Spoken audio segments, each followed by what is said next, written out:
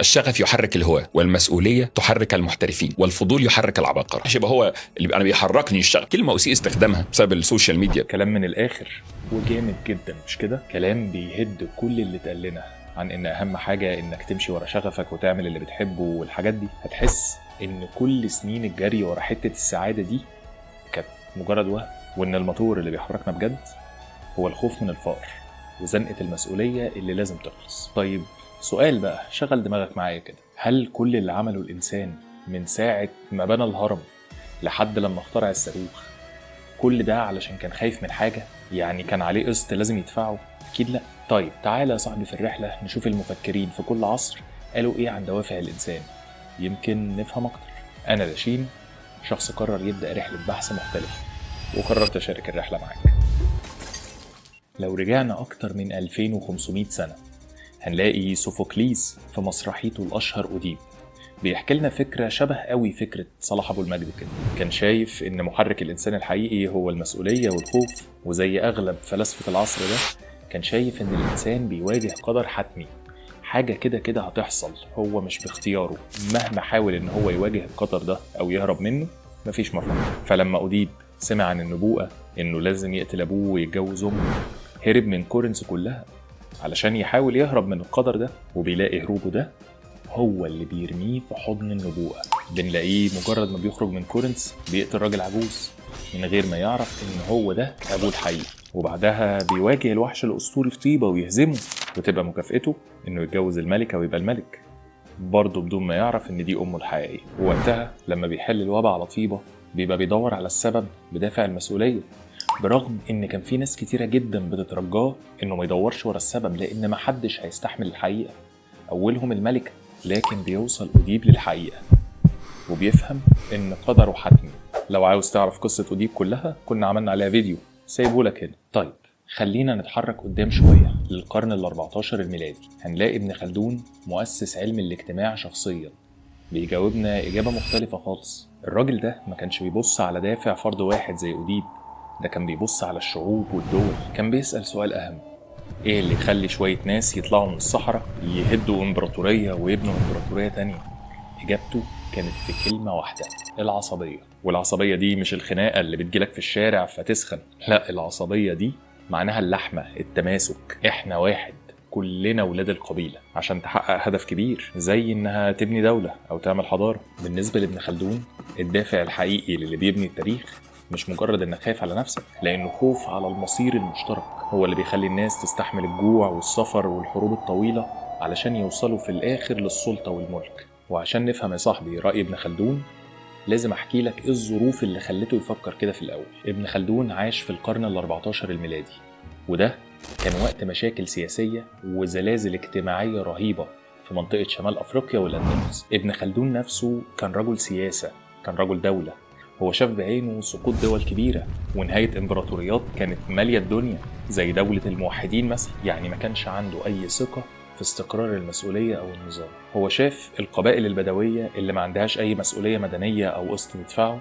إزاي كانت بتطلع من الصحراء وتخش على المدن الغنية وتجيب عليها وطيها. الظروف دي كلها علمت ابن خلدون الدرس بالطريقة الصعبة، إن الفلوس والعلم والازدهار والحضارة والكلام الجميل ده كله ما يسويش أي حاجة قصاد القوة الخام والتماسك بتاع القبيلة اللي هي العصبية. عشان كده هو حط إيده على الدافع اللي بيولد الحضارة، مش اللي بيحرك موظف جوه الحضارة نفسها. ولو مشينا في الزمن قدام شوية كمان للقرن ال16 الميلادي هنلاقي التفسير اللي غير حياة البشرية كلها.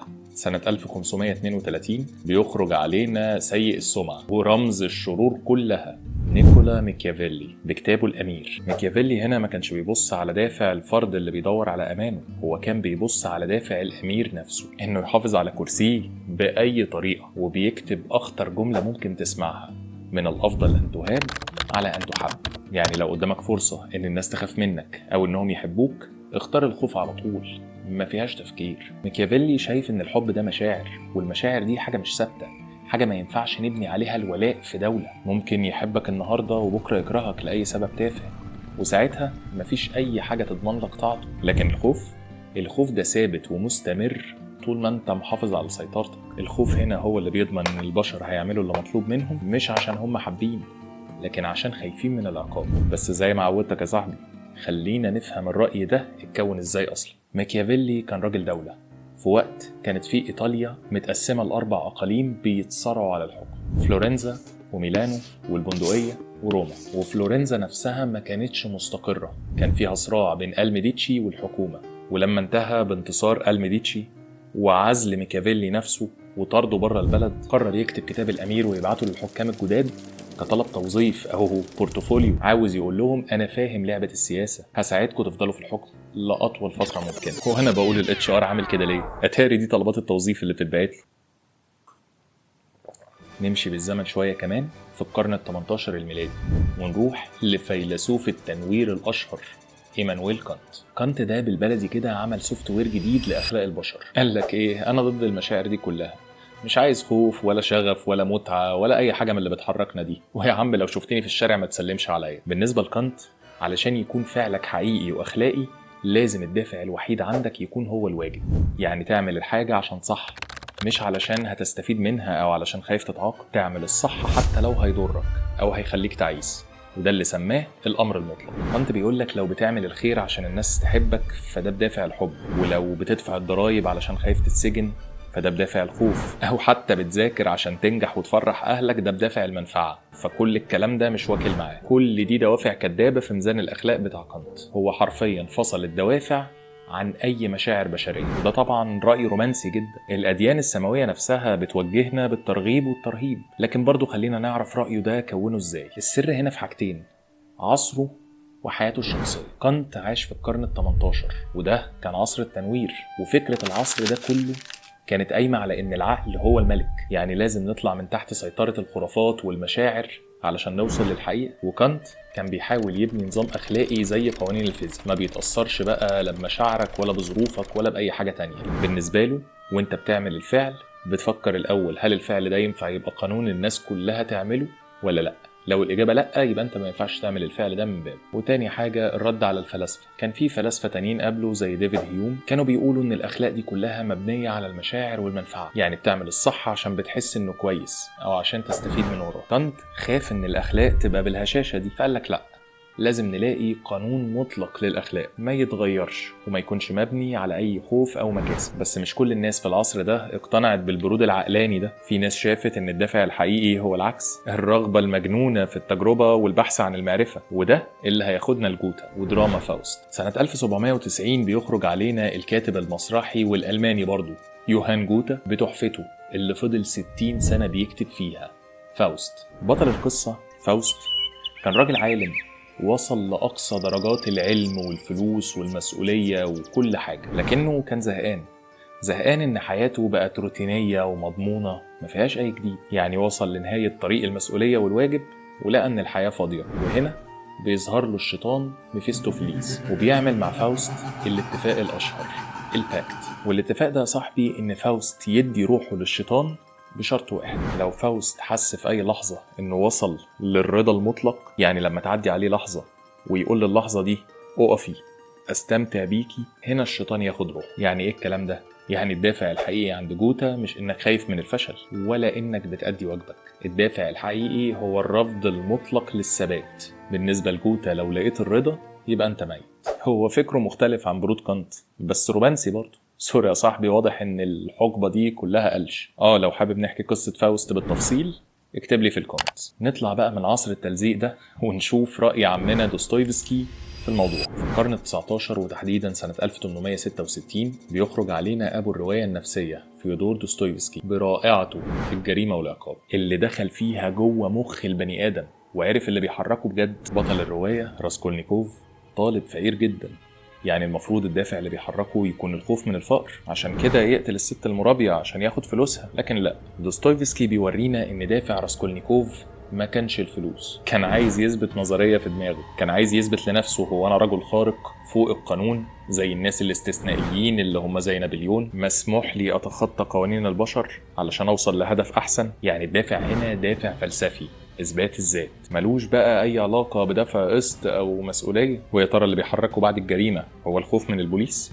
برضه لا، اللي بيحركه هو الندم الداخلي والخوف من ضميره، وهو ده اللي بيخليه يسلم نفسه في الآخر. دوستويفسكي بيقولك الدافع الحقيقي مش الخوف من المجتمع الخارجي أو حتى قسوة المسؤولية، الدافع الحقيقي هو الحاجة للضمير اللي محدش يقدر يشوفه غيرك. صاحبي كنت عامل لك حلقة فيها الجريمة والعقاب بالتفصيل، سخنة وبسمسم سايبها لك هنا. وهنا بقى لازم نقف لحظة علشان نشوف المفارقة اللي ممكن تكون أهم حاجة اتقالت في الفيديو ده من ساعة ما بدأت. دوستويفسكي اللي كاتب الكلام العظيم ده عن الروح والضمير والدوافع البشرية كان في حياته الحقيقية غرقان في الديون بسبب إدمانه للقمار. يعني الراجل كان بيكتب تحفته الجريمة والعقاب وهو الدافع بتاعه المباشر انه يهرب من الفقر، وخايف من الديانة لدرجة انه كتب رواية تانية اسمها المقامر بعد 26 يوم بس. يعني هنا عندنا سيناريو مثالي بيثبت مقولة صلاح أبو المجد، الدافع الحقيقي للعمل اليومي هو الخوف من المسؤولية. لكن وهنا اللكن مهمة جدا، لو كان الدافع هو الخوف بس كان هيطلع العمل سطحي ومستعجل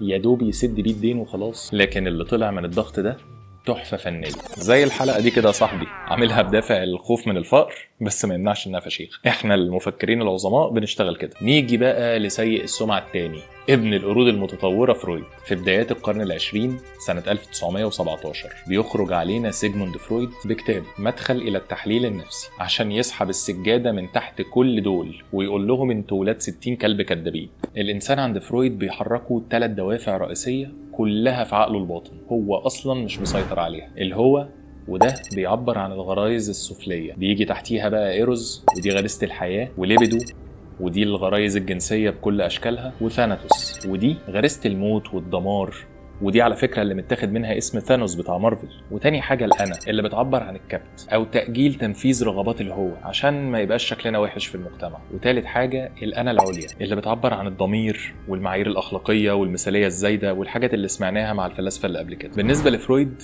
كل الخوف اللي بتحس بيه وكل المسؤولية تجاه المجتمع كل دي حاجات اخترعها المجتمع علشان تكبت وتسيطر على الغرائز دي. المسؤولية عند فرويد هي مجرد غطاء بنحطه على الرغبات اللي جوانا علشان ما نبوظش الدنيا. يعني الدافع الحقيقي مش انك خايف ما تقدرش تدفع القسط، الدافع الحقيقي انك خايف ان غرايزك دي تطلع وتفضحك يا مراهق. لازم يثير الجدل ويركب نفسه ترند دايما، كبس طال عمرك. وصلنا نص القرن العشرين سنة 1946 بيقدم لنا الفيلسوف الفرنسي جان بول سارتر كتابه الوجودية مذهب إنساني. سارتر دخل قال لك إيه الريحة دي؟ وإيه كل القرود اللي مالية المكان دي؟ مين قال إن إحنا عبيد للغرايز؟ مين الحمار اللي كان شغال قبلي؟ سارتر بيشوف إن الإنسان حر بشكل مرعب وبيقول جملته المشهورة الوجود يسبق الماهية. يعني إيه الكلام ده؟ يعني انت مش بتيجي للحياة وانت معاك كتالوج بيقولك انت المفروض تبقى مهندس او دكتور او اب او غيره، لا انت بتتولد فاضي زي ورقة بيضة، وتصرفاتك واختياراتك في الدنيا هي اللي بتبتدي تكتب عليها. نبتدي بقى نشكل شخصيتك ونشوف هتطلع عامل ازاي. الدافع الحقيقي للانسان عند سارتر هو الهروب من الحرية دي، لانك لما تكون حر بالشكل ده مفيش اي قوة خارجية تقدر تلومها. ما تقدرش تلوم القدر زي أوديب ولا حتى الغرايز زي فرويد. انت لوحدك بطولك مسؤول عن كل اختياراتك. ومش هنغوط في باقي افكاره يا صاحبي عشان كان ملحد، مش لازم اجيب لك الخرا والعبط يعني. طيب بعد بقى ما لفينا العالم كله من اليونان لروسيا لفرنسا، لازم نرجع بقى الحاره بتاعتنا ونشوف نجيب محفوظ قال ايه في روايته اللي اثارت الجدل كتير، اولاد حارتنا. الروايه دي بالبلدي كده هي خلاصه رحله الانسان في حاره واحده. محفوظ بيورينا ان الدافع مش حاجه واحده، هو تنوع بين كل الدوافع اللي فاتت دي، وكل بطل عند محفوظ بيمثل دافع شفناه في الرحله بتاعته. يعني جبل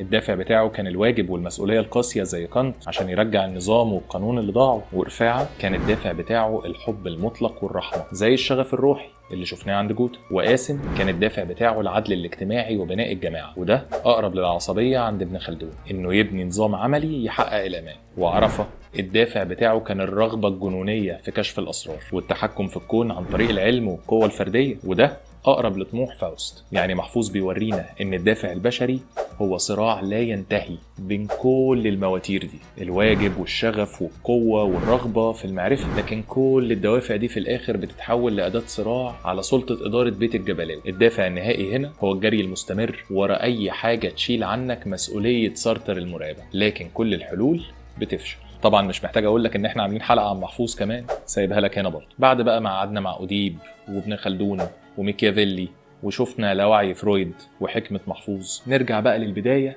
ونشوف زتونة الحلقة دي كلها. الدافع الحقيقي هو الخوف والمسؤولية. الكلام ده صح؟ في رأيي أنا الحقيقة إنه صح، لكن من على الوش بس. الخوف والمسؤولية هم الدافع الحقيقي للبقاء اليومي، يعني هم الدافع اللي خلى دوستويفسكي يكتب رواية في 26 يوم بس عشان يسد ديون. هو ده اللي بيخليك تروح الشغل كل يوم عشان تدفع القسط. هي دي آلية النجاة. لكن كل الفلاسفة اللي شفناهم قالوا لنا ان الدافع الحقيقي اللي بيغير التاريخ او بيبني حضارة هو حاجة اكبر من كده بكتير. تخيل مثلا محمد صلاح كان كل هدفه انه يلعب وخلاص عشان ياكل عيش، كان زمانه لسه في المقاولين لحد دلوقتي. لكن هو دوافعه وصلته انه يبقى واحد من اهم 3 لعيبه في العالم. وشايفك اللي بتقول لي اصل جات له فرصه. طب قول لي كده كام لاعب مصري جات له نفس فرصه صلاح وما نجحش في الاحتراف؟ ما تعدش بقى كتير جدا، عشان دوافعهم كانت الخوف والهروب من الفقر. مجرد ما داق النعمه دوافعه خلص. في النهايه يا صاحبي في الرحله، لو عجبك الفيديو اعمل لايك وشير وسبسكرايب علشان ما يفوتكش الجديد، واكتب لنا في الكومنتس انت شايف ايه اللي بيحركك وعاوزنا نحلل ايه الحلقه الجايه. انا لاشين ودي لاشين توكس. سلام.